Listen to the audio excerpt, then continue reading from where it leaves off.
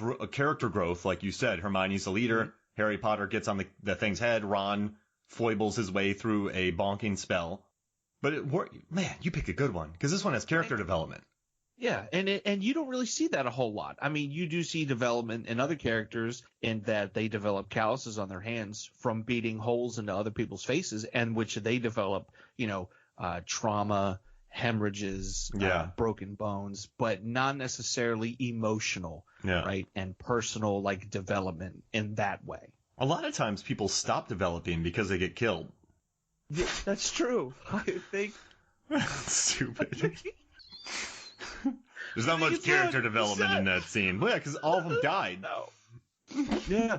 You don't see a lot of development in, Dawn of the Dead, Night of the Living Dead, because they're dead. It's just they're locked into one thing, and that's it. There's no change of heart, right? There's no thing where somebody stops and they plead with everybody else. You're just like, I guess I'm one of the herd, and you just keep on going. Wow. What a great pick. We had a hardcore fight and a cheeky fight, and I adore it. Yeah. What a fun one. What a great fight. All right, I'm going to go ahead and I'm going to take Jack Reacher for my second pick. Okay. Now, I'm taking Jack Reacher for my second pick because it feels like a Three Stooges sketch. It does. Yeah, it leans into farce. And I remember watching that film and I enjoyed it, right? Anything with Werner Herzog, I'm going to enjoy. Rosamund Pike. I mean, a great cast, but it's very dour. It's just very, nothing in that film really relaxes. It's very heightened. So just to watch this Keystone Cops routine between these two guys with a crowbar. So what happens is Tom Cruise is walking around. He gets hit in the back of the head with a baseball bat, falls in a tub. He's there for the taking. These two idiots get stuck in a door. They're swinging crowbars, bats. They miss with every shot. They're breaking windows. They're knocking into each other. And Jack Reacher's just in the bathtub looking at him. Just like, what's happening? Why are you doing what's going on?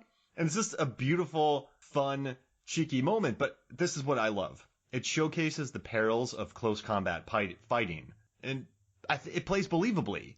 If you and I ran in a bathroom trying to fight Jack Reacher, Nick, you and I would be like those guys. Absolutely. But I think rather than accidentally hitting each other, we would purposely be hitting ourselves. It would be very much a Rama moment where it's like, oh, no, and I'm going to hit myself in the face with a bat. Mm-hmm. And then you're just going to do your best to your face with that crowbar. And that's it. We're just going to be like, sorry, we interrupted you. You go ahead and take your nap. I genuinely don't know. Every time I see it, I don't know how he doesn't die when he catches that bat to the back of his head, and B, how he's just not immediately passed out for hours. And it's just, and it's crazy too, because we go from something like The Raid, super close quarters, right? And they're just like tearing it up. And these guys, there's some space in there. It's not a lot, but there's definitely some space to maneuver, and they're just like bumbling around. They're just both excited though. It's two guys. They're ready to, you know what I mean? The big problem is they didn't rock, paper, scissors before going in there to see who's got it, who's back up. Yep. That's the problem. They had the KO. They just had to go in there and finish them, but they bumble around. That's too much bumbling. I just like that moment because there's some levity there. And even though Jack Reacher should have been in La La Land, Jack Reacher, I like to look at him when he's in the bathtub. Just, are you done yet? Is this happening? Like, what's going on? And I like that one of the henchmen gets hit right in the face and falls downstairs. That would be me. When you were swinging back, I'd move in front of it. I would move in front of the bat and get like kind of walloped, and then I would really fling myself backwards. Yeah. To get out of that. I mean, like a soccer player. You know what I mean? Almost to the point where a ref is going to come out and be like, look, Jack, you can't be doing this. Here's a yellow card. Everything else we get, but look at how he fell back. Like, this is not great. I mean, there's eye gouges in this. Ooh. That guy gets eye gouged.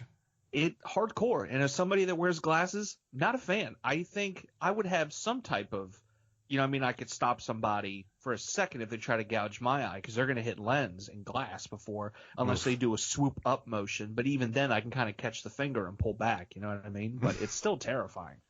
And also, Robert Alonzo did this fight. And he's been Tom Cruise's guy for many years. And he also was a stunt coordinator on Deadpool.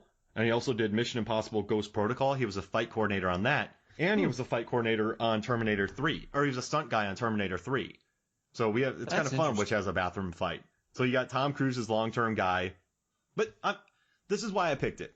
it's just when that guy falls down the stairs, he goes down really slowly. They really play that up for laughs. Like it's a funny moment involving a bathroom fight. And so I had to add it because of that little unique thing it had for it. So that's my second pick. It's a good pick. And they really let the hilarity in a weird way play out because there's no music. Right? A lot of these other ones, there's a little bit of music or at least a tone or just a hint of like, here's, a little bit of tension or something. But this one, it's just you hear the thuds, the cracks, and the creaks. You know what I mean? Mm-hmm. I loved it. Beautiful. And it just made me laugh. And it still makes me laugh just thinking about it. But yeah, definitely I would knock you out and then I would look at him, then look at me, then I would just roll down the stairs. That would be my plan. It's probably a great idea, and I appreciate you taking me out first so I don't have to make the decision of, oh no, do I run or do I just play dead like a bear is here? You just do a Austin Powers Gold member and just fall down on the ground because you don't have a name tag? I got a red shirt. What would you do? You're a hero, and these guys come in bumbling, they bump you on the head with a bat, you're hurting, but since it's this world, you're not really that hurting because it's the Jack Reacher land. Yeah. And these guys immediately realize that they're out of their league. And they just crawl up into fetal positions. And would you be vindictive and womp on them for a little bit? Or would you leave? I'd like to think I wouldn't. I'd like to think I would say something kind of like funny cocky. You know what I mean? Almost like a parent scolding them. And then like maybe being a little, uplifting in a sense like, come on, man, you don't have to do this. You know what I mean? You can go back to school and continue your art degree. You know what I mean? Mm-hmm. I know a lot of people don't appreciate Lebanese art history, but you can change minds and turn hearts around on this and then look at the other guy and be like, dude, you were a great electrician. I know what happened between you and Deborah wasn't the best, but she wouldn't want this for you, and you need to show that you're better than that. Don't go to her. Go to the electrical work and knock that out of the park and be all you can be. You know what I mean? And then I would leave. But I think I would try to turn lives around. That's the kind of hero I am. Yeah, I love Use it. my words. Move to a new town, become an electrician, see if sparks fly with a lucky lady. How do you know this? Just let the sparks fly.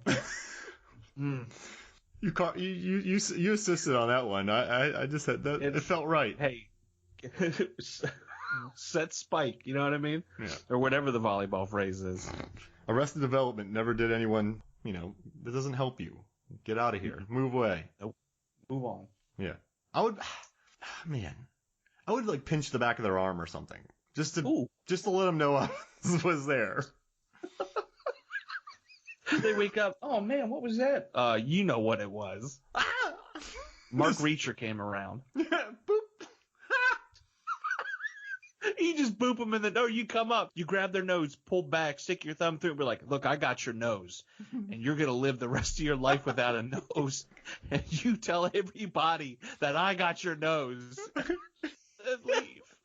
And don't do it to the other guy, so it's a secret. Yeah. They have to kind of keep. You look at him, I want you to tell all of your friends what you saw. You have your thumb sticking out the nose. Yeah. I got it. Ooh. That guy's crazy. Yeah. All right, who's your second pick? Well, I think it's a perfect transition to go to the Terminator 3 pick. Oh. Fun fact, this was the first Terminator film that I saw. Oh, wow. And the reason it was the third one is because it's the one my grandmother owned. She didn't own the other two for some bizarre reason. And one day, it happened to be during the summer, at her house, raining or something, we didn't go out. And I'm like, let's watch a movie. And she's like, just go ahead and pick something. And it looked kind of cool because, the DVD screen with or the case with the face and everything. I'm like, let's check this out. And it was fun. And then I watched the other ones and I'm like, oh, okay, I see why this is the third in the franchise, not as strong as the others. But the bathroom scene is borderline Looney Tunes. Bonkers. Right? It's so over the top. I don't think there's anything that isn't destroyed. Like a government contractor is watching this like, I can't wait to replaster these walls. Mm-hmm. Look at all the tile work we have to do, the glass work. Like, this is something else. I got some hinges for you. Hinges for days. We better buy stock in Home Depot because we're going to buy them out. This is the only clip where I felt bad for the bathroom. Right. It's everything, too. I mean, and the way she grabs Arnold by his reproductive programming and just proceeds to walk him through the walls like a battering ram. Oof. Like, you're just that's insanity to me. Not only are you damaging the structure of the building to an extent, you're also messing up plumbing, right? So there should be more water in that scene. Let's be honest. I don't think there's enough water. No. There's not a lot of water. I can't think of any. There's not much water. That's lazy. There might be some water when her head goes through a toilet. There's a little bit of water when they knock out a sink. Yeah, but even then, should be a lot more. Her head was in the toilet. And I like when TX looked at herself in the mirror, Christiana looking. Yes. That was neat. Like checking it out and then womping on him. Yeah. Just being like, girl, you still got it. And then rocking it.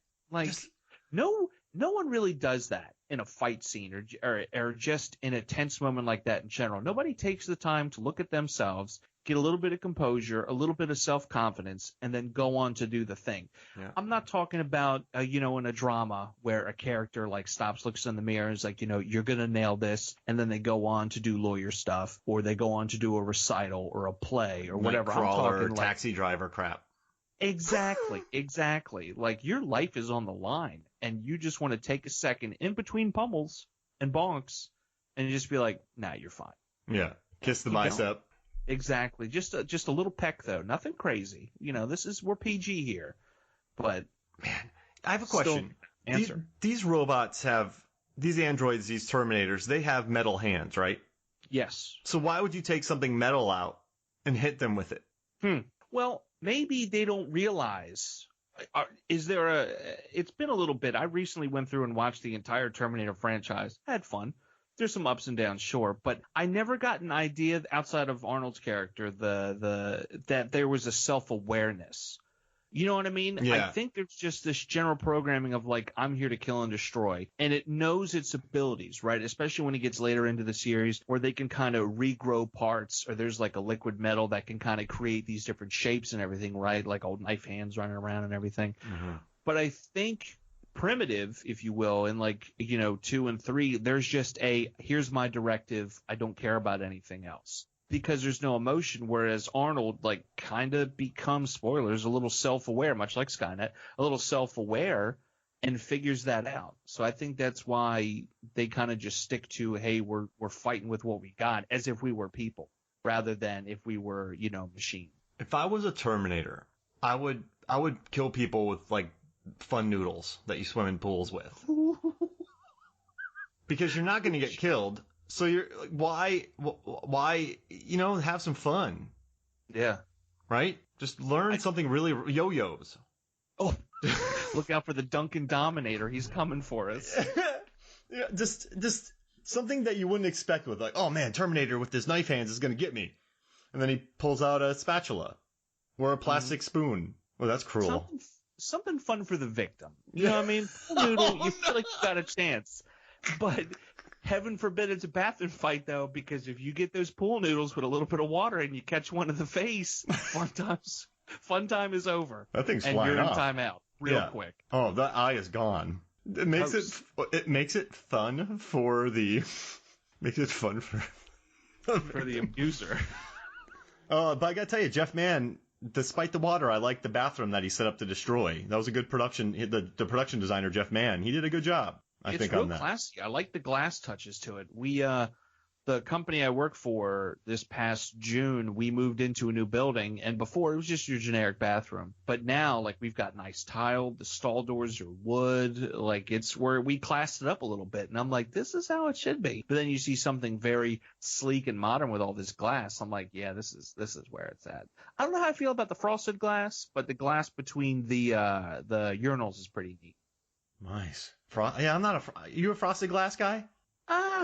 If in an actual glass that I'm drinking that is frosted, so my beverage is cold, yes. But in any other circumstance, no, thank you. Oh, I love it. And I gotta tell you, this stunt coordinator, Simon Crane, he was the aerial stunt coordinator on Cliffhanger. He worked on Alien 3 doing stunts. He did stunts on Total Recall, Batman. He did stunts on The Last Crusade, Willow. And then he moved up in the world. He did the stunts for The Mummy 1999. He was a stunt coordinator for Saving Private Ryan and Titanic. What? And GoldenEye. And Braveheart. He gets around. Yeah. You know what though? That's a lot of different types of stunts, and that's important because